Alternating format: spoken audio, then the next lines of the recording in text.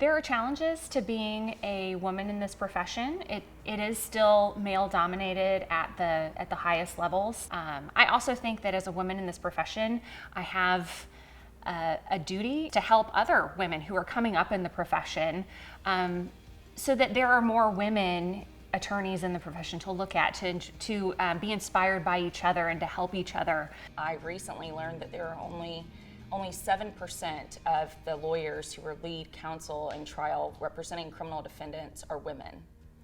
And you encompass that throughout the legal field as a woman, but it just shows that it's really aggressive as a criminal defense attorney, that you constantly still, as you know, I've been practicing for over a decade now, and I still get are you a court reporter, are you the secretary, will you get me coffee? I think being a woman in the profession really largely depends on where you practice and what kind of specialty you practice in. In my experience, most days it seems like we're getting a similar experience as our male counterparts. But then there are those days where you have a phone call with an opposing lawyer and they say, a male lawyer usually, and they say something that just isn't quite right, and they wouldn't have said it if you were a man. I realize in the past that women attorneys were few and far between. I do believe that the hard work is starting to pay off, and that now is our time to shine and rise to the occasion.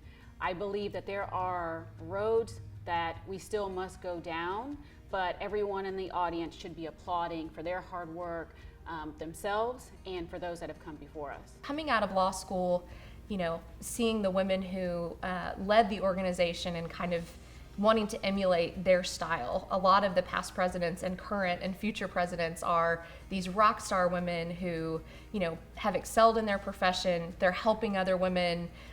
They're not, the cutthroat kind of woman that you hope you don't see in the profession. And so I think some of those things were my first exposure to DWLA. So DWLA's mission of elevating the standing of women in the profession, for me, has meant a great deal. It's been largely about connecting with and creating a network of other like-minded women who can support each other and share successes together. It has placed me in a circle of women who have been successful, who are dedicated to the profession of law, who I admire.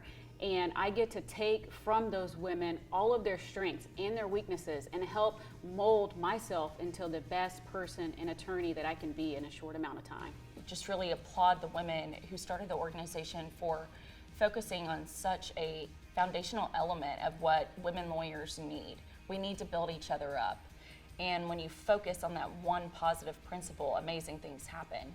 You start leadership classes to help other women. You bring in the trailblazers to remember the history of where we came from. And you celebrate each other and the successes of each other right now. When I think about why to support an organization like DWLA, to me it's a no-brainer. Women are thankfully in a much better position in the legal field than we were 30 years ago. But thinking that we're finished is a mistake. DWLA was created because women are a minority in the profession. And just like any minority throughout the world, it is important to have a voice for that minority because we all have different life experiences and perspectives.